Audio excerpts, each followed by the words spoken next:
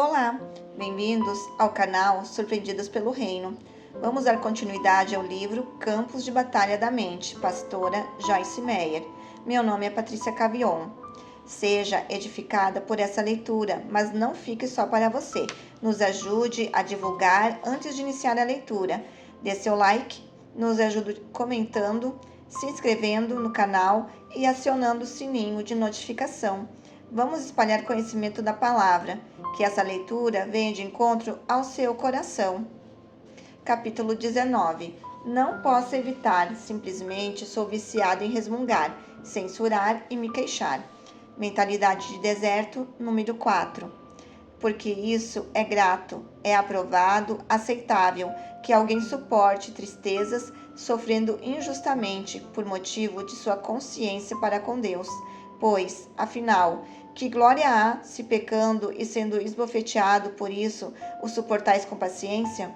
Se, entretanto, quando praticais o bem, sois igualmente afligidos sem o merecer e suportais com paciência, isso é aceitável e grato a Deus. 1 Pedro, capítulo 2, versículos 19 e 20. Até que aprendamos a glorificar a Deus com nossas atitudes durante tempos difíceis, não seremos libertos. Não é o sofrimento que glorifica a Deus, mas uma atitude santa diante do sofrer que agrada ao Senhor e lhe traz glória. Se vamos obter desses versículos o que Deus quer que tenhamos, teremos de lê-los vagarosamente e digerir cada frase e cada sentença completamente. Admito que os estudei por anos, tentando entender por que agradava tanto a Deus ver-me sofrer, quando a Bíblia declara claramente que Jesus levou meus sofrimentos e dores da punição. Isaías, capítulo 53, versos 3 ao 6. Passaram-se muitos anos antes que eu percebesse que o foco desses versículos em 1 Pedro não é o sofrimento, mas a atitude de que alguém deveria ter no sofrimento. Observe a palavra pacientemente, usada nessa passagem, que diz que se alguém nos tratar mal e nós suportarmos pacientemente, isso é agradável a Deus. O que o agrada é nossa atitude paciente, não o sofrimento. Para nos encorajar em nosso sofrimento, somos exortados a ver como Jesus lidou com os ataques injustos endereçados a Ele. Jesus como nosso exemplo. Porquanto, para isso mesmo fosse chamados, é inseparável da vossa vocação, pois que também Cristo sofreu em vosso lugar, deixando-vos exemplo pessoal para seguirdes os seus passos, o qual não cometeu pecado, nem dolo algum ou culpa alguma se achou em sua boca, pois ele, quando ultrajado e insultado, não revidava com ultraje. Quando maltratado, injuriado, não fazia ameaças de vingança, mas entregava-se àquele que julga retamente. 1 Pedro, capítulo 2, versículo 21 ao 23.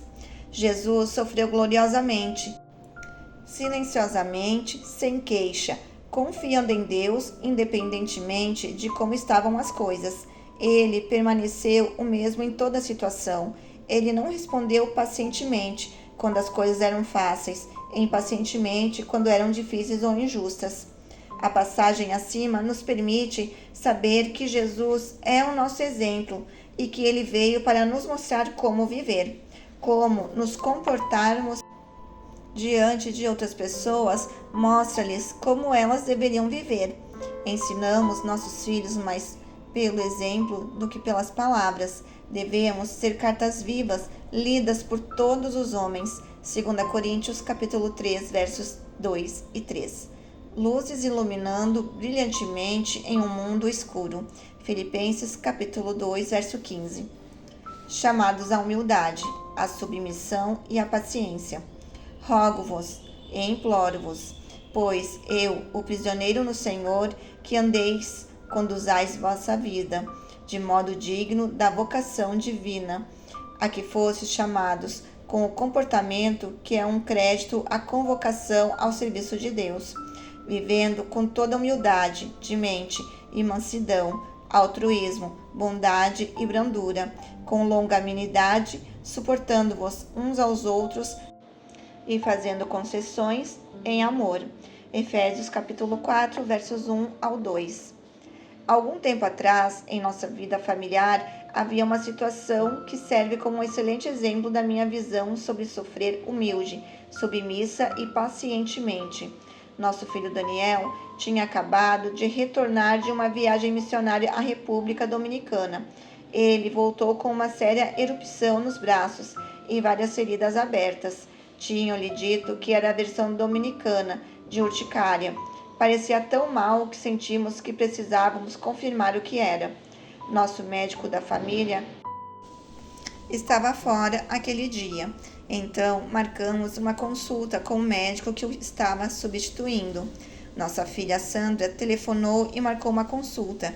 Disse-lhe como Daniel estava, que ela era sua irmã e o levaria ao consultório.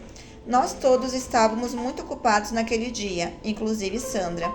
Depois de dirigir 45 minutos, ela chegou ao consultório, onde lhe disseram: desculpe-me, mas é nossa norma não atender menores desacompanhados de um dos pais.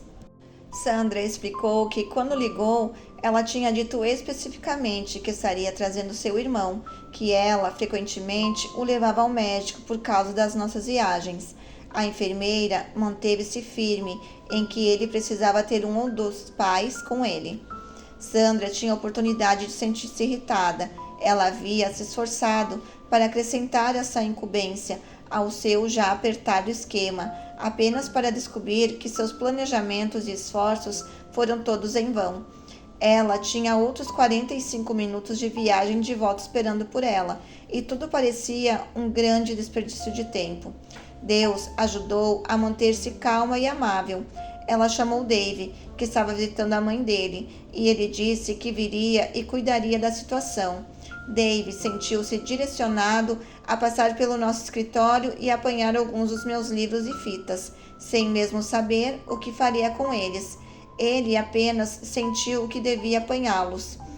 Quando ele chegou ao consultório do médico, a mulher que estava registrando os pacientes perguntou a Dave se ele era um ministro e se era casado com Joyce Meyer. Ele respondeu que sim, e ela disse que tinha me visto na televisão e tinha ouvido tanto os nomes das pessoas da família que imaginou se poderia ser a mesma pessoa.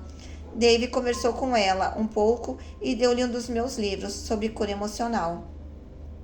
Meu motivo em contar-lhe essa história é esta. E se Sandra tivesse perdido a calma e ficasse impaciente, seu testemunho ficaria marcado, se não arruinado. Na verdade, poderia ter causado um dano emocional à senhora que me assiste na televisão e então observa minha família comportando-se mal. Muitas pessoas no mundo estão tentando encontrar Deus e o que nós lhe mostramos é muito mais importante do que o que lhes dizemos. É importante, é claro, que verbalmente compartilhemos o Evangelho, mas fazer isso e negar o que dissemos com o nosso comportamento é pior do que não dizer nada. Sandra suportou pacientemente seu sofrimento naquela situação. E a palavra de Deus afirma que somos chamados para esse tipo de comportamento e atitude. O sofrimento paciente de José. Adiante deles enviou um homem, José, vendido como escravo, cujos pés apertaram os grilhões e a quem puseram em ferros, até cumprir-se a profecia aos seus irmãos cruéis a respeito dele, e tê-lo provado e testado a palavra do Senhor. Salmo capítulo 105, versos 17 ao 19. Como um exemplo do Velho Testamento, pense sobre José, que foi injustamente maltratado por seus irmãos. Eles o venderam como escravo e disseram ao seu pai que ele havia sido morto por um animal selvagem. Nesse meio tempo, ele foi comprado por um homem rico chamado Potifar, que o levou para sua casa como escravo. Deus concedeu graça a José, onde quer que fosse, e logo ele recebeu o favor do seu senhor. José continuou sendo promovido, mas outra coisa injusta lhe aconteceu. A esposa de Potifar tentou induzi-lo a ter um caso com ela, mas como era um homem íntegro, ele não quis nada com ela. Mentindo a seu marido, ela disse que José a tinha atacado, o que o levou a ser preso por algo que não havia feito. José tentou ajudar os outros o tempo todo em que esteve na prisão. Ele nunca se queixou e, como tinha uma atitude correta ao sofrer, Deus finalmente o libertou e promoveu. No final, ele teve tanta autoridade no Egito que ninguém mais no país estava acima dele, exceto o próprio faraó. Deus também justificou José no que dizia respeito à situação com seus irmãos. Eles tiveram de vir a José para comprar comida quando toda a terra estava em período de fome. Mais uma vez, José demonstrou uma atitude piedosa, não maltratando seus irmãos, ainda que merecessem. Ele lhes disse que o que eles haviam feito de mal, Deus havia transformado em bem, que eles estavam nas mãos de Deus, não nas dele, e que ele não tinha o direito de fazer nada, exceto abençoá-los. Veja Gênesis capítulo 39, verso 50. Os perigos da queixa. Não ponhamos o Senhor à prova, não tentemos sua paciência, não avaliemos criticamente, nem exploremos sua bondade, como alguns deles já fizeram e pereceram pelas mordeduras das serpentes. Nem murmureis, como alguns deles murmuram, e foram destruídos pelo exterminador, a morte. Essas coisas lhes sobrevieram como exemplos e aviso a nós, e foram escritas para advertência nossa, para nos qualificar para a atitude correta pela boa instrução. De nós, outros, soube que os fins dos séculos têm chegado, sua consumação e período conclusivo. 1 Coríntios, capítulo 10, versos 9 ao 11. Nessa passagem, podemos rapidamente ver a diferença entre José e os israelitas. Ele não se queixou de forma alguma, e tudo o que eles fizeram foi lamentar-se sobre cada pequena coisa que não saía do jeito deles. A Bíblia é muito específica sobre os perigos de resmungar, censurar e queixar-se. A mensagem é bastante clara. A queixa dos israelitas abriu a porta para o inimigo, que veio e os destruiu. Eles deveriam ter apreciado a bondade de Deus, mas não fizeram, e então eles pagaram o preço. O relato do seu sofrimento foi escrito para nos mostrar o que acontece se nos comportarmos da forma como eles o fizeram. Queixamos-nos com a boca, se antes não tivermos nos queixado em pensamentos. Queixar-se é, definitivamente, uma mentalidade de deserto que nos impedirá de atravessar para a terra prometida. Jesus é o nosso exemplo e deveríamos fazer o que ele fez. Os israelitas queixaram-se e permaneceram no deserto. Jesus louvou e foi ressuscitado dos mortos. Nesse contraste, podemos ver o poder do louvor e ações de graças e também o poder de queixar-se. Sim, queixar-se, resmungar, murmurar e censurar tem poder, mas é um poder negativo. Cada vez que entregamos nossa mente e nossos lábios a qualquer deles, estamos dando a Satanás um poder que Deus não autorizou a ter. Não censure, não resmungue, nem se queixe. Fazei tudo sem murmuração, nem contendas, nem censuras contra Deus, sem questionamentos, nem dúvida entre vós, para que vos torneis irrepreensíveis e sinceros, inocentes e incontaminados, filhos de Deus inculpáveis, sem defeito e incensuráveis, no meio de uma geração pervertida e corrupta, espiritualmente pervertida e perversa, na qual resplandeceis como luzeiros, estrelas ou faróis brilhando claramente no mundo escuro. Filipenses capítulo 2, versos 14 e 15. Algumas vezes parece que o mundo inteiro está se queixando. Há muito murmúrio e queixa e tão pouca gratidão e apreciação. As pessoas se queixam sobre seu trabalho e seu chefe, quando deveriam ser agradecidas por terem um trabalho regular e apreciar o fato de não estarem vivendo em um abrigo para desempregados, em qualquer lugar ou em pé na fila da sopa. Muitas daquelas pessoas pobres ficarão emocionadas por terem um emprego, apesar das suas imperfeições. Elas estariam mais do que desejosas de tolerar um chefe não tão perfeito, para ter um salário regular, viver na própria casa e cozinhar a própria comida. Talvez você realmente precise de um emprego mais bem pago, ou talvez você tenha um chefe que o trata injustamente. Isso é uma infelicidade, mas a saída não é por meio da queixa. Não se lamente ou se preocupe, ore e agradeça. Não lamenteis, nem andeis ansiosos de coisa alguma. Em tudo, em cada circunstância e em tudo, porém, sejam conhecidas diante de Deus as vossas petições, pela oração e pela súplica, pedidos definidos, com ações de graças. Continuai a fazer vossos pedidos, conhecidos a Deus. Filipenses capítulo 4, verso 6. Nesse versículo, o apóstolo Paulo nos ensina como resolver nossos problemas. Ele nos instrui a orar com ações de graças em todas as circunstâncias. O Senhor ensinou-me o mesmo princípio dessa maneira. Joyce, por que eu deveria lhe dar qualquer coisa se você não é grata pelo que já tem? Por que deveria dar-lhe algo mais sobre o que se queixar? Se não pudermos oferecer nossos atuais pedidos de oração de uma base de vida cheia de ações de graças, não conseguiremos uma resposta favorável. A palavra não diz orar com queixas, ela diz orar com ações de graças. Murmuramos, resmungamos, censuramos e queixamos, geralmente, quando algo não saiu do jeito que queríamos, ou quando estamos tendo de esperar por alguma coisa por mais tempo do que esperado. A palavra de Deus nos ensina que devemos ser pacientes durante esses tempos.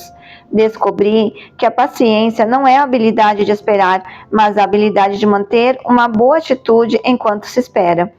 É muito importante que este assunto de queixas e todos os tipos relacionados de pensar e conversar negativamente sejam encarados muito seriamente. Creio, sinceramente, que Deus me deu uma revelação de como é perigoso permitir que nossa mente e nossos lábios sejam controlados por eles.